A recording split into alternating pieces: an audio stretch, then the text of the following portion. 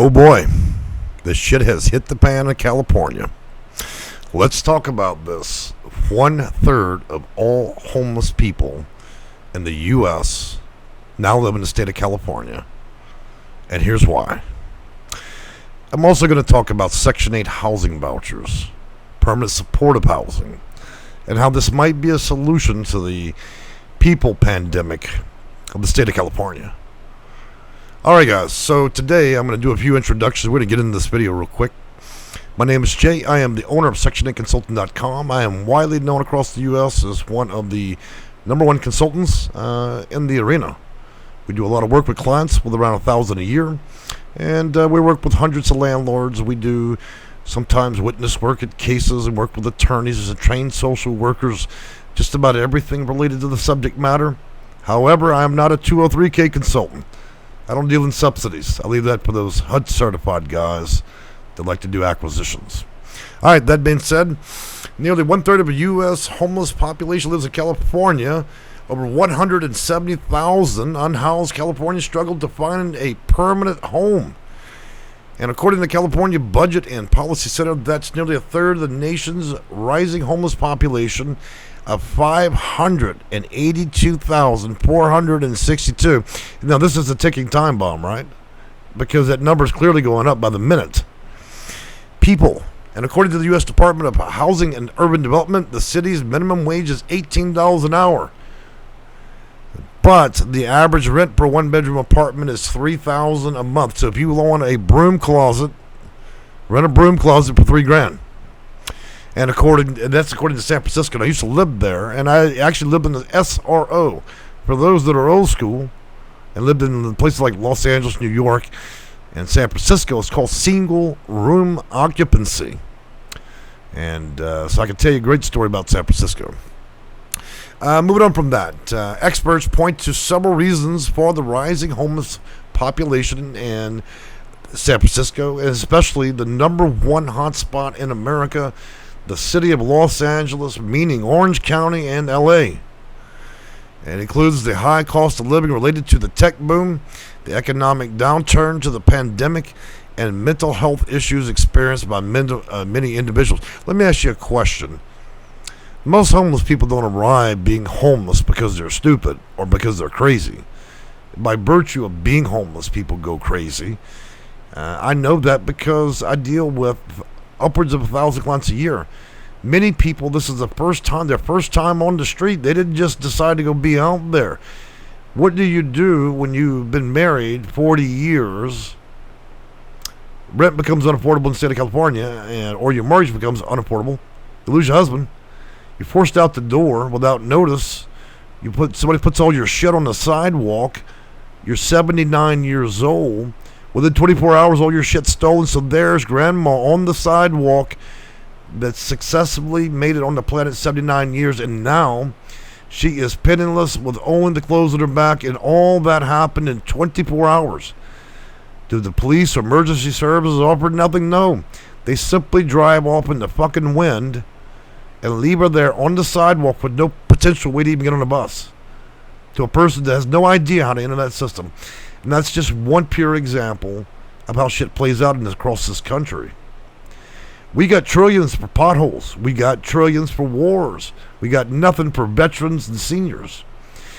This ideology that everybody's a crackhead and a prostitute and all this other shit, let me tell you something, guys. That's far from reality. That's the shit you want to be spoon-fed by all these news agencies. Then you go believe that, but that's not reality. 99% of the people that are on the street and homeless is because there was an overwhelming event that put them there. Nobody leads up to that. Yeah, we could excuse a ratio of 1 to 3%, maybe because of the inclusion of drug activity, criminal activity. Maybe they were simply a baby born on earth that simply was never going to have a high enough IQ to achieve much, and by virtue they landed out there. But the other 97% are seniors, veterans, and disabled that didn't have any other option. But we relegate them lower than trash or even an abandoned dog. So why is it so high in the state of California? Well, first of all, California is a very populous state. Number two, it's high because when the tech boom happened, a lot of wealthy people came in, They artificially drove up the rents to obscene amounts and priced everybody out the market, which so means if you live in, say, Baton Rouge, Louisiana, and you don't have a tech boom, right? That means when there's a big incident, you're able to recover fairly easy because the rents are still reasonable. It means you can drag yourself back out of homelessness and get back and be a renter. In the state of California, once you reach the point of homelessness, the odds of getting out of that are pretty low. And not only that, but well, it only takes 24 hours to put you to the sidewalk, sell everything, lose everything you own. There's no potential way that you can get off of it quickly without the intervention. Now, I'm not speculating or even sharing in my opinion. I'm telling you what reality is because I deal with clients. I know the stories. And if I have more clients than any other consultant in the nation, I can tell you real quick that that's reality. So let's go back on to this story. And I want to give credit to CNN for publishing some of this and a few other agencies like Fox News as well. So California has systematic issues in terms of housing affordability. That's the problem, right? Where it's a very popular place to live and the rents have been driven up are a direct cause of homelessness. And even Jennifer Freschenbach, the executive director of the Coalition of Homelessness, told ABC News that essentially, so what we need to do in California is really a massive investment to offset difference. In other words, we have got to put some housing out there that's affordable for the average person and not just the wealthy. The bigger problem is people that develop houses and build them. The only way they can even make a profit these days is by making really expensive properties. So, and then the bizarre zoning laws push that further. And so you're seeing a perfect storm of that happening. But for a state to host a third means that almost anybody that hits the street must remain there. It's not the first time we've seen this play out. Florida's going through it. New York's going through it. Many states are going through it. It wouldn't matter what political fucking side you're on. And by the way, it's half Republican and half Democrat because your voting card don't make a fucking difference if you're on the sidewalk. So anybody wants to chime in and talk about a better president or a worse one, think about that for a minute. Okay? Affects everybody, doesn't it? Even independents. So your political card ain't going to keep you from the sidewalk. Neither is good choices. Because if there's no way to recover, then you can't. All right, so the current president announced over the summer an extra $3 billion investment and focused on veterans, and including rental assistance and legal help and job search support. You know, here's the deal. We throw a lot of money at these nonprofits that don't do shit. Sending people down to a warehouse with a bunch of rodeo clowns that are going to show them how to log into a computer and look up a job ain't fucking nothing. People already know how to get a fucking job. Why are we spending millions of dollars on these work centers and this clownery? People need fucking rental assistance. They need deposit assistance. They need real stuff. Why do we keep dumping all this money into our church of services, our homeless of services, our nonprofit of services? These nonprofits are a big zap on the money because it's more important they own chandeliers and fucking leather couches and close the door. And that's another thing I want to address today while I'm having so many issues with this video regarding my opinion. The pandemic's gone, but housing authorities are still they put bolts on the door because they can't have none of that low income trash coming into their housing authority bothering them to get a voucher. They still unable to answer the fucking telephone. They're unable to open the door, and they're playing as many games as possible with these vouchers. How do I know that? I'm dealing with multitudes of states. Some places worse. You've got to get out your fucking house slippers, stop watching Netflix, show up to work, open the door, and stop the bullshit about the pandemic and you people breathing on you. That's over with. Your excuse to sit there and play Farm Bill all day inside that housing authority, or while you're sitting there in your knickers, you heard me right, in your drawers, in your home, and you can't be bothered to help nobody, that shit's over with. Nobody wants to hear that. If you don't want to do the job, quit. If your housing authority ain't making money and you don't want to work, then fucking close. Let somebody else take it. So, some of the presidential hopefuls that are coming up are, and this is where it gets really just grabs my ass. They're telling they're going to ban urban camping as if this were a fucking option for people. People, you know why the homeless want to congregate in the city? Why they don't do it in the middle of a fucking forest? I'll tell you why. Because food and resources are there. That's them being intelligent. Nobody's going to move out to Sherwood Forest to meet Robin Hood, okay, when there's no soup kitchen out there. They're supposed to go in the middle of the woods and starve to death. So they want to ban urban camping. It's just a real smart-ass way of putting it, right? So, and then we go on to the policy assertions. Now, this is going to be at the federal level, so we're going to ban everybody from the city. Let's basically vanquish these people, put them on a rocket, send them to Mars, because they're no longer humans. They're no longer grandmas. They're no longer veterans that fought in wars and risked their life. They're just simply scuttle trash that you're no longer fucking willing to deal with. That's the reality we're dealing with. That we're dehumanizing people. And now we want to create federal interventions where we send people on a boat, maybe send them down to North Korea. Worse than dogs, lost cats and dogs. That's what we're doing. We've lost complete gravity of any moral center or ethical center completely. So moving on, Prettenbach says the policy would essentially criminalize the homeless, and she believes the federal government needs to spend more time listening.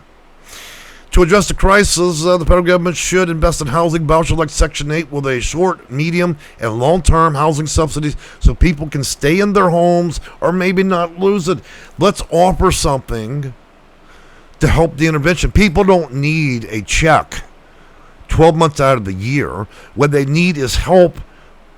If a person is about to be pushed out of their place to live and you're going to cause them to go on and suck the life out of the taxpayers because they couldn't pay rent for a month, then maybe we should just go pay the rent rather than have somebody have to spend the next 6 years of their life on the street. You see my point? It's simple, but we want to convolute it.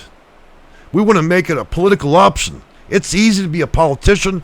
You go buy you a box of cigars, you sip on some champagne, and you have no fucking idea what it's like to even know what it means to be without a penny. And you're going to make decisions for the lower class people in this country. This is the problem with America sometimes. We get it all wrong. These aren't Martians. They're not dogs. These are people. If you don't give a shit or your political plan doesn't include it, then maybe you're the one that's not human. So the moral of the story, guys, is simply this. It incenses me. It enrages me. And honestly, guys, if you don't care for the profanities, look, you go somewhere else. Bob and Sally make a fidget spinner channel. One day they're a Section 8 consultant. The next day they're going to be a master expert at consulting work. You can get advice there. They can do prayer circles too if that's what you're looking for. But if you can't handle it on our channel, don't come here. Sometimes videos get real. If you're unable to accept the realism of it, go somewhere else. Let people lie to you, okay? And whisper sweet little things in your ear if that's what you need. But the reality of it is, we got 500,000 people suffering. Now, these aren't people that decided in life that they don't want to do nothing, that they want a welfare card, a food stamp, they want to collect every card. No, these are people that had a simple spot in life, and we've all been down that road when we got down to the last penny, and you were real close to losing everything, or did. These are the people that could not recover. Now, admittedly, I will say this. There are some that constructively destroy their lives and end up out there. But that ratio is so small. It doesn't represent most. It represents 1 to 3% of the market. So to insinuate that we need to send people down, and we need to, criminalize, throw people in jails and prison for being homeless is nuts. 2, that they need to go and be rehabilitated, okay? People already know their fucking mistakes. What do we need to do? Rub their nose and shit further? They don't need to be rehabilitated. They need help.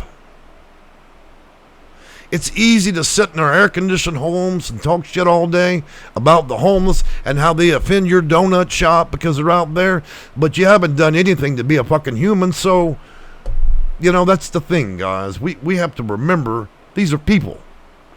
These are people's children and their family. These people in wheelchairs are missing legs and eyeballs. These are people. We got to get back to the basics, guys.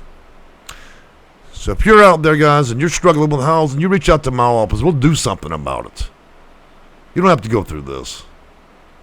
All right, guys, I'm going to wrap this up because outside of the video that I made during the pandemic when it was at its worst, and so was the behavior of housing authorities, I would say this is the second most profanity-filled video I've ever made. In fact, most of my videos don't even include a profanity.